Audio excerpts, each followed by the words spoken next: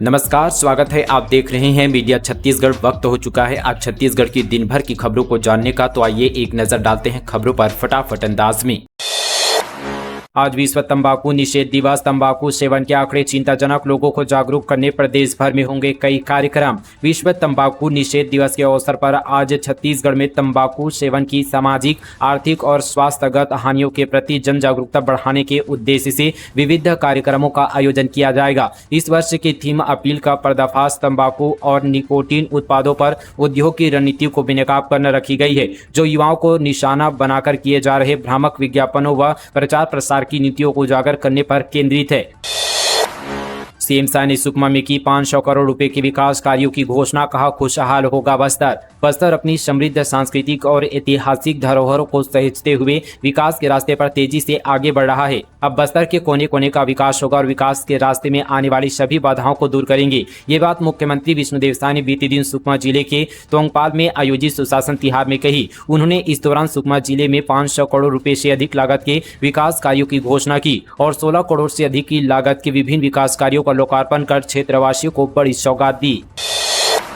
रायपुर में मंत्री विधायकों के पीए की ट्रेनिंग। डॉक्टर रमन बोले, अलार्म की तरह काम करे। महंत बोले, अगर आपने अंधेरे में रखा तो हमसे गलती होगी। छत्तीसगढ़ विधानसभा में प्रदेश के विधायक और मंत्रियों के पर्सनल असिस्टेंट और पर्सनल सेक्रेटरी के लिए एक ट्रेनिंग सेशन रखा गया। इस दौरान नेताओं से जुड़े विभागों के कामकाज, विधानसभा से जुड़े कामकाज किस तरह से होंगे, इसकी जानकारी असिस्टेंट को दी गई। यह भी बताया गया कि विधानसभा से जुड़े प्रोटोकॉल, अधिकार और कर्तव्य क्या होते हैं। इस ट्रेनिंग सेशन में विधानसभा के अध्यक्ष डॉक्टर रमन सिंह और नेता प्रतिपक्ष चरणदास महंत ने भी असिस्टेंट और सेक्रेटरी को लेकर अपनी बात रखी।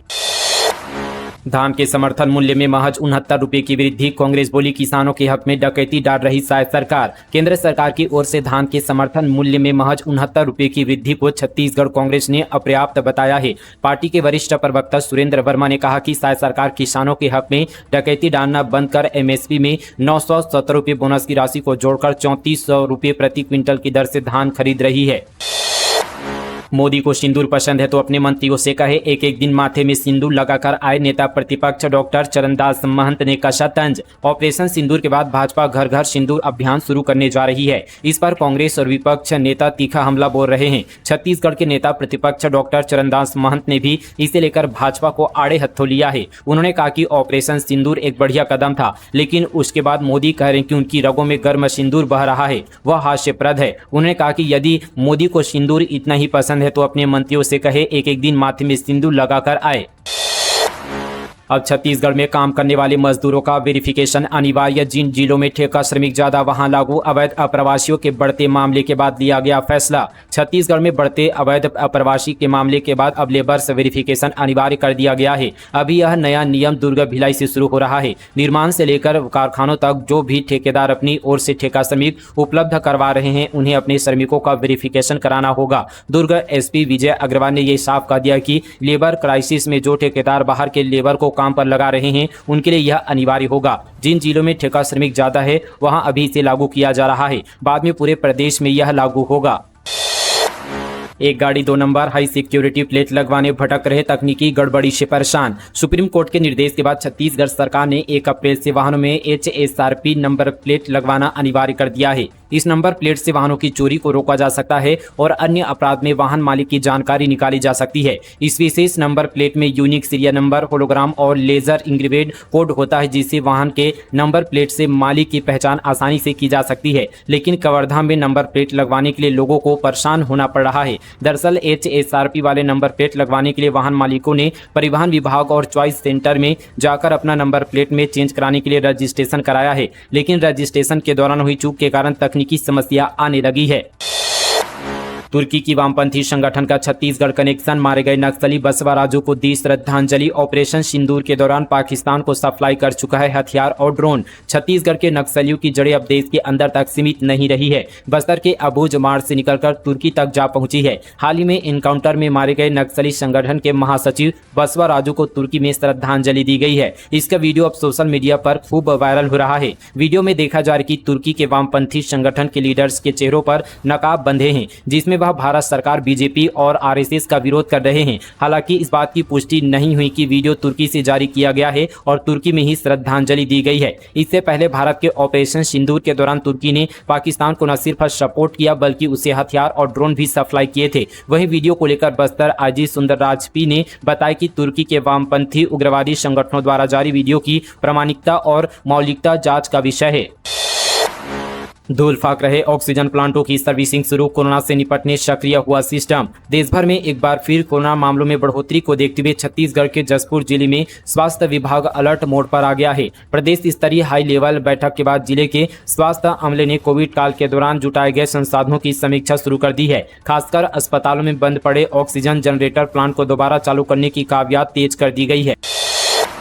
कोंडागांव में विकसित कृषि संकल्प यात्रा शुरू, 3 किसान रथ 12 जून तक करेंगे जिले का दौरा, आधुनिक खेती की जानकारी देंगे।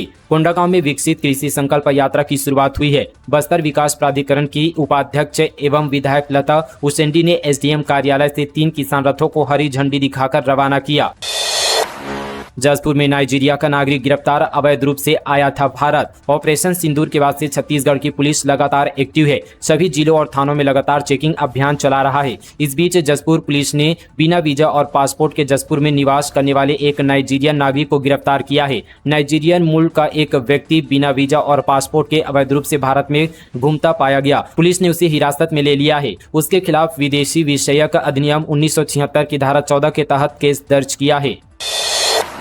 1 घंटे में पैसे डबल का मैसेज भेजकर 11 लाख ठगे, टेलीग्राम में इन्वेस्टमेंट के नाम पर बनाया शिकार, फार्मासिस्ट ने लोन लेकर दिए रुपये। सरगुजा जिले में फार्मासिस्ट से 11 लाख रुपए की ठगी हुई है। ठगों ने टेलीग्राम में इन्वेस्टमेंट का मैसेज भेजा जिसमें 1 घंटे में रकम दुगना होने की बात लिखी गई थी। इसी झांसे में आकर फार्मासिस्ट ने ठगों को पैसे दे डाले। मामला लखनपुर थाना क्षेत्र का है। मौत बांट रही मेडिकल दुकानें, नाबालिगों को दी गर्भपात की गोलियां, 48 घंटे में 2 की मौत। सरगुजा जिले में प्रतिबंधित गर्भपात की दवाइयों की खुलेआम बिक्री ने 2 नाबालिगों की जान ले ली है, जिससे इलाके में सनसनी फैल गई है। इन मामलों ने स्वास्थ्य प्रणाली और दवा नियंत्रण व्यवस्था की गंभीर खामियों को उजागर कर दिया है। सीबीआई ने रायपुर के अफसर के खिलाफ दर्ज किया केस, पत्नी बेटे के नाम पर 3 करोड़ से ज्यादा की प्रॉपर्टी बनाई, ऑडिट डिपार्टमेंट में थी पोस्टिंग। सीबीआई ने आज से अधिक संपत्ति के मामले में एक अधिकारी पर केस दर्ज कर लिया है। आरोपी रायपुर में वरिष्ठ लेखा परीक्षा अधिकारी रहा है। केंद्रीय अन्वेषण ब्यूरो ने अभी इस मामले की जाँच शुरू कर दी है। अधिकारी के तौर पर सीबीआई की ओर से कहा गया कि आरोपी भारतीय लेखा परीक्षा एवं लेखा विभाग प्रधान महालेखाकार कार्यालय रायपुर में काम कर रहा था। सीबीआई ने भ्रष्ट अफसर का नाम उजागर नहीं किया है। केस की जानकारी देते हुए सीबीआई सूत्रों से बताया गया कि अफसर भ्रष्ट गतिविधियों में लिप्त रहा है।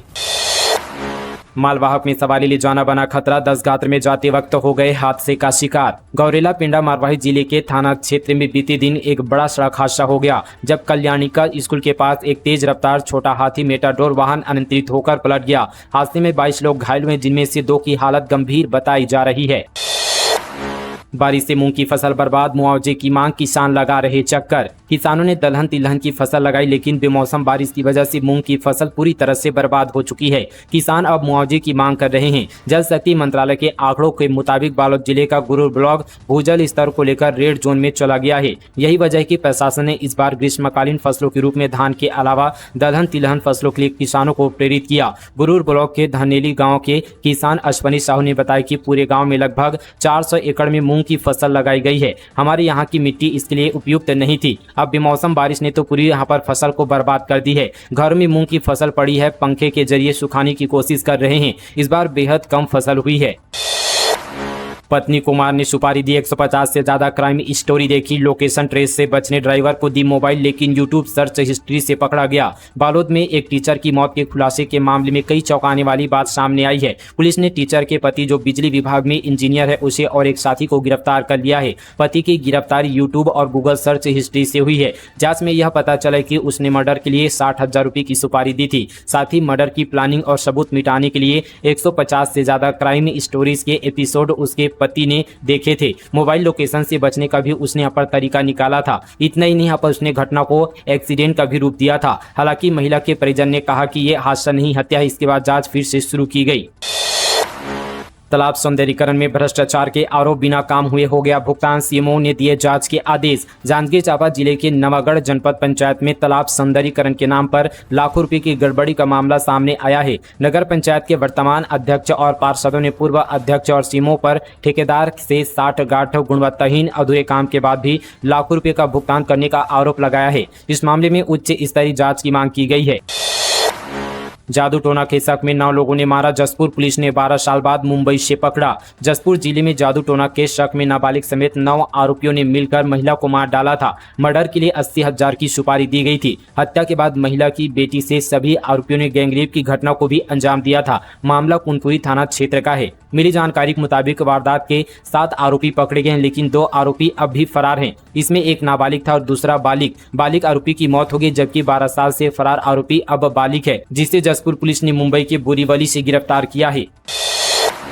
बिलासपुर में जबरन नमाज पढ़ाने के मामले में सहायक प्राध्यापकों को हाईकोर्ट से नहीं मिली राहत, निष्पक्ष जांच का आदेश। छत्तीसगढ़ के गुरु घासीदास केंद्रीय विश्वविद्यालय बिलासपुर के एनएसएस शिविर में हिंदू छात्रों को योग के बहाने नमाज पढ़ाने के आरोपों को लेकर विवादों में आए 7 सहायक प्राध्यापकों को छत्तीसगढ़ हाईकोर्ट से बड़ा झटका मिला है। कोटा थाने में दर्ज एफआईआर को रद्द करने की मांग को लेकर दाखिल की गई याचिका को हाईकोर्ट की डिवीजन बेंच ने खारिज कर दिया है। मैरिज ब्यूरो संचालिका ने पति से ही करवा दी शादी, दोनों ने युवती से 7 लाख वसूले, उसी के पैसे से कार खरीदी, अब फरार। बिलासपुर में मैरिज ब्यूरो चलाने वाली महिला ने एक युवती को अपनी ही पति की प्रोफाइल भेजी। युवती को रिश्ता पसंद आने पर उसने अपने पति को दूल्हा बनाकर उसकी शादी भी करा दी, जिसके बाद पति ने युवती से करीब यहाँ पर साल भर तक न केवल शारीरिक संबंध बनाए बल्कि उससे अलग अलग बहाने 7 लाख रुपए वसूल लिए। युवती की शिकायत पर पुलिस ने आरोपी महिला और उसके पति के खिलाफ धोखाधड़ी का केस दर्ज कर लिया है। पूरा मामला सकरी थाना क्षेत्र का है। खैरागढ़ छुई खदान गंडई जिले से बड़ी खबर, खाई में गिरा मालवाहक। खैरागढ़ छुई खदान गंडई जिले में माजदा वाहन अनियंत्रित होकर खाई में जा गिरा। गाड़ी में सवार 10 लोगों में से 3 की मौके पर ही मौत हो गई है, जबकि 7 गंभीर रूप से घायल हैं।